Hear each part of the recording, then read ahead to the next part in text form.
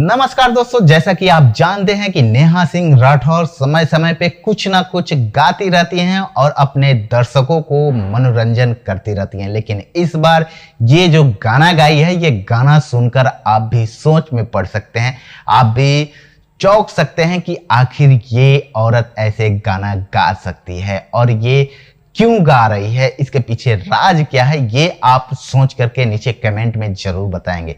तो चलिए सुनाते हैं ये पूरा नेहा सिंह का। किसानन पे करे रंगदारी, दिल्ली तोरा बाप के ना हो, अरे बाप के ना हो तो हर दादा के ना हो, बाप के ना हो तो हर दादा के ना हो, हक मंगला पे करे गोलीबारी, दिल्ली तोरा बाप के ना हो, हक मंगला पे करे गोलीबारी, दिल्ली तोरा बाप के ना हो। आंसू के गोला के बौछार कईला, शुभकरण सिंह पे तू अत्याचार कईला, आंसू के गोला के बौछार कईला, शुभकरण सिंह पे तू अत्याचार कईला। अब गद्दी छोड़ो सत्ताधारी, दिल्ली तोरा बाप के ना हो, अब गद्दी छोड़ो सत्ताधारी, दिल्ली तोरा बाप के ना हो। किसानन पे करे रंगदारी, दिल्ली तोरा बाप के ना हो। चाउर गेहूं धान जेकर खात बाड़ा तू, ओकर ना पते औकात बाड़ा तू।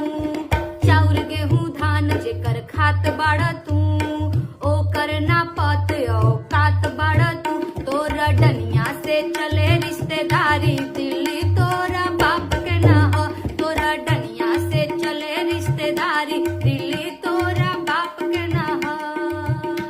अरे बाप के ना हो तो हर दादा के ना हो, बाप के ना हो तो हर दादा के ना हो, हक मंगला पे करे गोलीबारी, दिल्ली तोरा बाप के ना हो। किसानन पे करे रंगदारी, दिल्ली तोरा बाप के ना हो, किसानन पे करे रंगदारी, दिल्ली तोरा बाप के ना हो। बबुनी के लागल बा शहर के हवा औरी पढ़ावा, कहनी की गौवे में नौवा लिखावा औरी पढ़ावा। मनोज तिवारी जी से मैं ये पूछना चाहती हूँ, आप भी मोहनिया के हैं, मैं भी मोहनिया से ही हूँ, हम दोनों का जिला भभुआ ही है।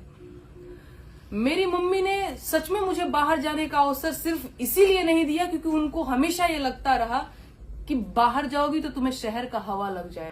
जी हाँ दोस्तों, नेहा सिंह राठौर इस बार मोदी और मनोज तिवारी पे जमकर हमला बोला है। जी हाँ दोस्तों, मनोज तिवारी के कुछ गाने हैं जिन गानों को लेकर भारी आपत्ति जताई है नेहा सिंह राठौर, और मोदी के भी और मोदी के परिवारवादी जितने लोग हैं, जितने भी परिवारवाद का नारा लगाते हैं या बेटी पढ़ाओ बेटी बचाओ वाला जो अभियान चलाते हैं, जो मोदी जी खुल के बोलते हैं बेटी पढ़ाओ बेटी बचाओ, उस पे ये पूरा आपत्तिजनक अपना बयान दिए हैं। और क्या क्या कहती हैं ये सारा चीज़ हम बताएंगे। जो इनके शब्द हैं, अगर शब्द आप सुन लेते हैं तो कल से फिर मोदी को लोग गाली देना शुरू कर देंगे। तो ये हम पूरा इनका शब्द सुनाएंगे, लेकिन उससे पहले दोस्तों हम आपसे निवेदन करना चाहते हैं कि आप हमारे चैनल को सब्सक्राइब कर ले, प्यारा सा बेल बटन दबा दें ताकि हम इसी तरह से उनका हर गाना आपको देते रहें या उनका जो भी वाक्य हो वो हम आपको सुनाते रहें। तो चलिए सुनाते हैं ये। नमस्कार दोस्तों, मैं नेहा सिंह राठौर।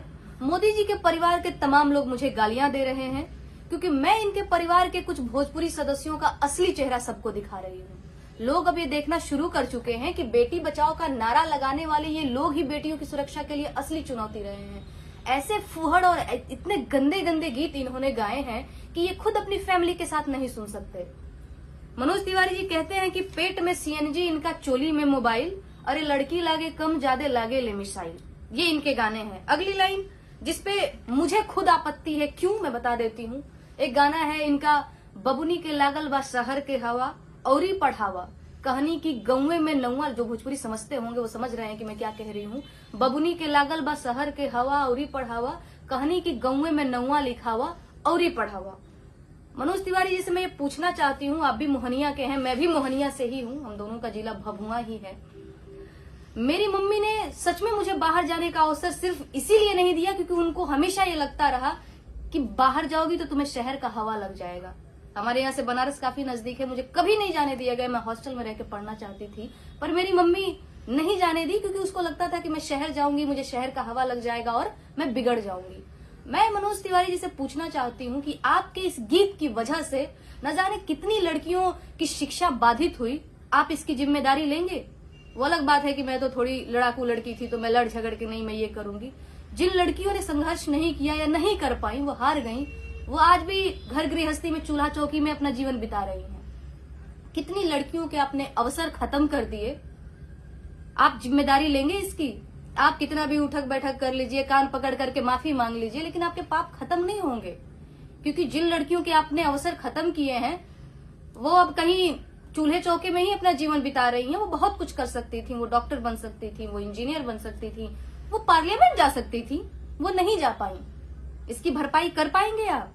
सिर्फ यही गाने नहीं है, कुछ गाने और मैंने लिस्ट किए हुए हैं। आप लोग भी समझिए कि भोजपुरी में ये जो धुरंधर लोग आज संसद की शोभा बढ़ा रहे हैं, कैसे कैसे इनका बैकग्राउंड रहा है, कैसे कैसे इनके गीत रहे हैं।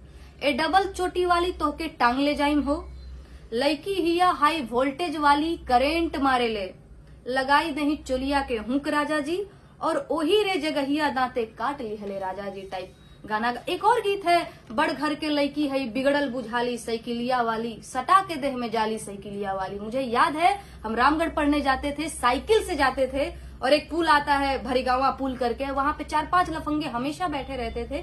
हम 3 सखियां जाते थे, मैं और मेरी और 2 दोस्त, और ये गीत हमेशा वहां पे बैठ करके वो लड़के गाते रहते थे, हमें छेड़ते रहते थे। तो आप इसकी जिम्मेदारी लेंगे? हम लोग कभी अपने घर पे नहीं कह पाए, बस इसलिए कि मम्मी पापा को बता देंगे तो कल से जो स्कूल जा रहे हैं ये भी जाना बंद हो जाएगा। आप इसकी भरपाई कर पाएंगे? मेरे सवाल जारी रहेंगे और मुझे पता है आप इसका जवाब नहीं दे पाएंगे।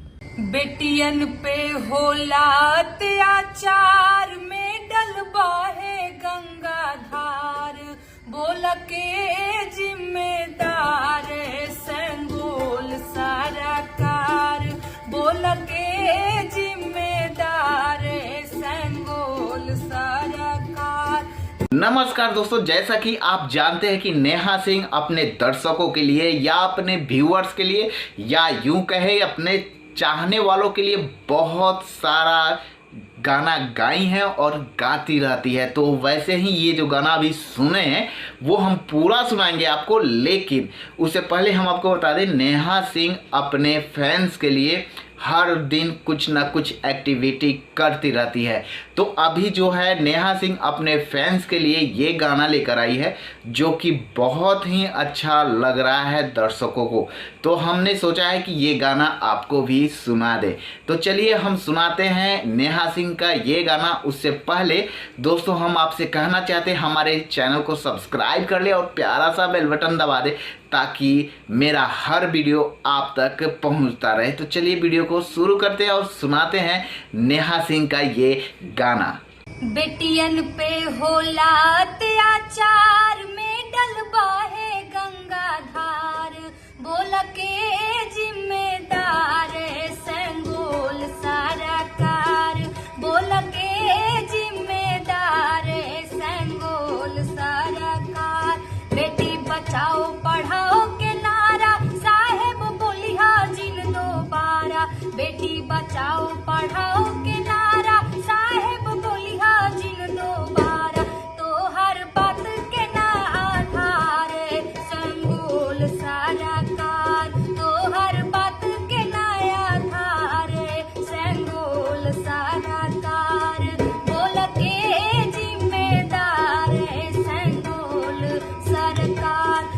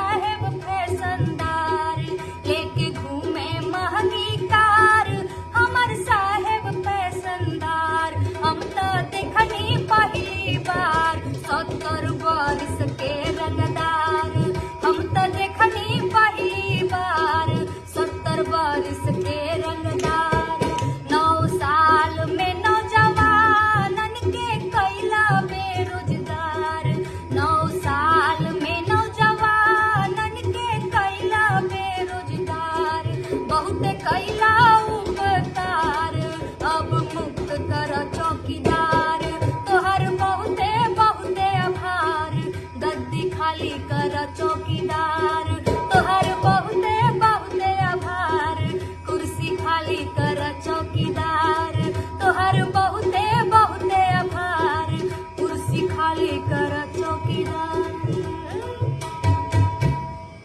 पहलवानन के बात नाही मानत बा चौकी दरवा पे लानत बा पहलवानन के बात नहीं मानत बा चौकी दरवा पे लानत बा। नमस्कार दोस्तों, जैसे कि आप जानते हैं कि नेहा सिंह राठौर जम के हमला बोला है मोदी पे। जी हाँ दोस्तों, मोदी यानी चौकीदार पे जम के हमला बोला है। यहाँ तक कि मोदी को भिखारी कह दिया है, चौकीदारों के चौकीदारी पे लानत है ये कह दिया है। अपने गाने के माध्यम से क्या क्या कह रही हैं ये सारा चीज़ हम आपको सुनवाएंगे, लेकिन उससे पहले दोस्तों हम आपको बता दें कि नेहा सिंह राठौर अपने गाने के माध्यम से ये भी बता दिए हैं कि 14 में आए हैं और 24 में ही जाएंगे, उससे ज़्यादा नहीं रहेंगे। यहाँ तक कि उनको भिखारी तक बना दिए हैं।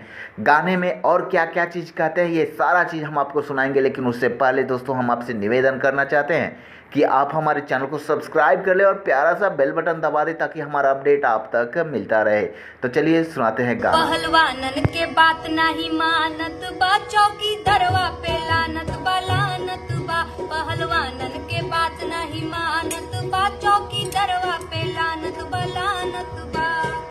ओ काहे साहेब बड़ चुप कहाँ गइल बड़ चुप तनी मीडिया में आवा टेली प्रॉम्प्टर हटावा तोहर मंत्री डरार काहे फानत बा चौकी दरवा पे लानत बा तोहर मंत्री डरार काहे फानत बा तोहरे चौकी दरिया पे लानत बा। पहलवानन के बात नहीं मानत बा साहेबवा के लानत बा कैला 14 के तैयारी कैला बन के भिखारी देखे नेहरू जी के गाड़ी खत्म कैला बेरोजगारी तोहर 24 में जब्त जमानत बा चौकी दरवा के लानत बा तोहर 24 में जब्त जमानत बा साहेबवा के लानत बा पहलवानन के बात नहीं मानत बा चौकी दरवा के लानत बा पहलवानन के बात नहीं मानत बा साहेबवा के लानत बा। पीपरा के पात पर पुलुंगिया डोले रे नाना दी पुलुंगिया डोले रे नाना दी ओइसे डोले जिया हमार ए छोटी नाना दी ओइसे डोले जिया हमार ए छोटी नाना दी पीपरा। नमस्कार दोस्तों, जैसा कि आप जानते हैं कि नेहा सिंह अपने दर्शकों के लिए या अपने व्यूअर्स के लिए या यूं कहे अपने चाहने वालों के लिए बहुत सारा गाना गाई हैं और गाती रहती है। तो वैसे ही ये जो गाना अभी सुने हैं वो हम पूरा सुनाएंगे आपको, लेकिन उससे पहले हम आपको बता दें नेहा सिंह अपने फैंस के लिए हर दिन कुछ ना कुछ एक्टिविटी करती रहती है। तो अभी जो है नेहा सिंह अपने फैंस के लिए ये गाना लेकर आई है जो कि बहुत ही अच्छा लग रहा है दर्शकों को। तो हमने सोचा है कि ये गाना आपको भी सुना दे। तो चलिए हम सुनाते हैं नेहा सिंह का ये गाना। उससे पहले दोस्तों हम आपसे कहना चाहते हैं हमारे चैनल को सब्सक्राइब कर ले और प्यारा सा बेल बटन दबा दे ताकि मेरा हर वीडियो आप तक पहुंचता रहे। तो चलिए वीडियो को शुरू करते हैं और सुनाते हैं नेहा सिंह का ये गाना। पीपरा के पात पर पुलुंगिया